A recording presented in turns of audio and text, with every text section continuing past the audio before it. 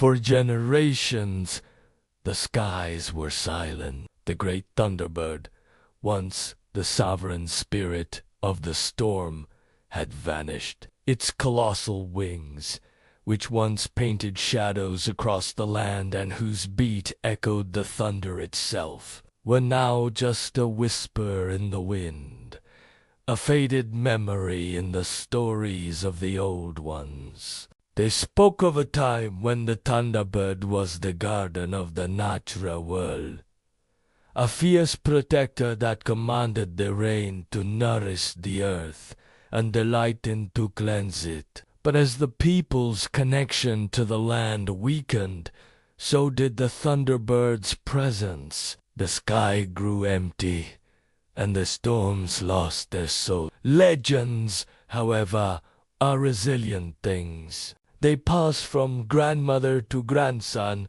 from campfire to fireside, carrying a single unwavering promise.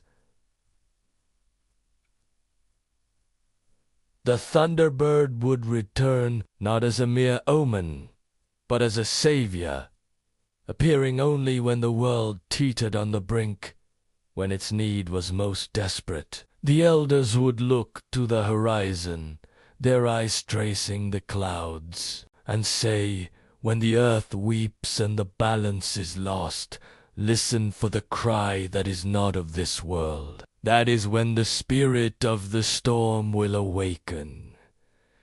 It was a tale of hope, a flickering ember kept alive through the long, quiet centuries, waiting for the right moment to be fanned into a roaring flame. And that time has come again. The world groans under a new weight of chaos. The rivers run with sorrow.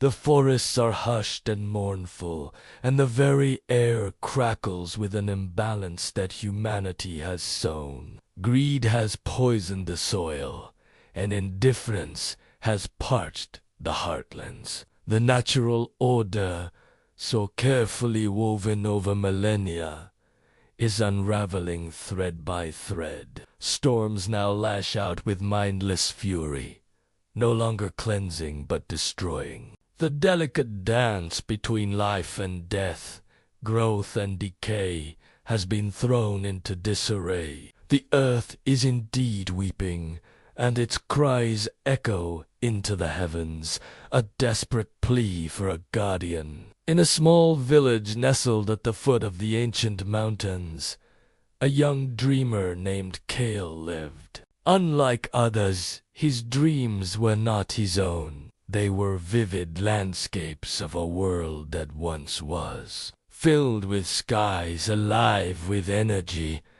and a presence so powerful it made his heart tremble. Night after night, he saw a colossal shadow moving through storm clouds, and he heard a sound that was both a screech and a song, a melody of pure, untamed power. It was a language his soul understood, even if his mind could not. The call grew louder, more insistent, pulling him toward the jagged peaks, where the fiercest storms were born. The villagers called him a madman, a boy lost in old tales. But Gale knew he was not dreaming. He was being summoned. The Thunderbird was calling its witness, guided by the phantom cry in his dreams. Kale climbed the treacherous mountains, his faith his only guide. As he reached the highest peak, the sky ripped open, not with rain, but with a blinding flash of pure, golden light. The air vibrated, humming with an energy that resonated deep within the stone and the soil. From the heart of the swirling tempest, a form began to materialize, wings of living lightning, eyes like twin suns, and feathers that shimmered with the colors of the dawn and dusk. The Great Thunderbird had returned. It was larger, more magnificent than any legend had ever described. Its cry shattered the silence of centuries, a roar that was not of anger, but of righteous purpose. The spirit descended, and with its arrival, the world began to heal. Where its shadow passed, the poisoned rivers began to run clear. Its thunderous wing beats shook the deadened forests, and new life stirred from the dormant ground. It summoned rains that were gentle and life-giving, washing away the scars of neglect and quenching the thirst of the parched lands. The Thunderbird was not a creature of destruction. It was an agent of renewal. It reminded humanity of the sacred pact they had broken, the promise to be stewards of the earth, not its masters. It wasn't a battle fought with claws and beaks, but a spiritual reawakening, a powerful demonstration of nature's enduring majesty. For Kyle, standing on that peak, it was a moment of profound revelation. He saw that the Thunderbird was more than just a mythical beast. It was a symbol.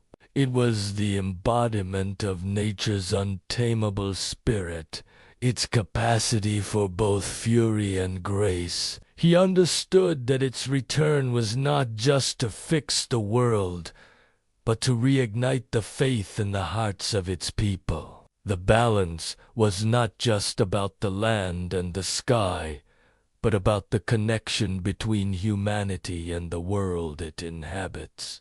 The Thunderbird's power was a reflection of the power that lay dormant within every person who chose to listen, to respect, and to protect. As the world slowly found its equilibrium, the Thunderbird's task neared its end. The storms it commanded were no longer chaotic, but rhythmic and purposeful. The skies were once again filled with a sacred energy. Its mission was complete. Kale watched as the Great Spirit began to ascend, its form dissolving back into the storm clouds from which it came. It didn't vanish in an instant, but became one with the elements. Again its cry became the thunder, its light became the lightning, and its presence became the silent, watchful energy within every storm. The Thunderbird did not leave the world. It became the world. And so, the legend completes its circle. It begins and ends in the heart of the storm, a timeless cycle of loss and rebirth. The Thunderbird is no longer a distant myth, but a living presence, an eternal watchman in the skies. It reminds us that even when the world seems lost to chaos, the spirit of nature endures, waiting. It waits for us to remember, to listen for its call, not in our dreams, but in the rustling of the leaves, the rush of the river, and the rumble of distant thunder. The guardian is always there, woven into the fabric of the world, reminding us that faith and balance are not gifts to be received, but choices to be made every single day. The sky is never truly empty. Thank you for joining us on this journey into the heart of the storm. If this story stirred something within you, please consider liking this video and subscribing to our channel for more legends that connect us to the world around us. Until next time, keep listening to the whispers of the wind.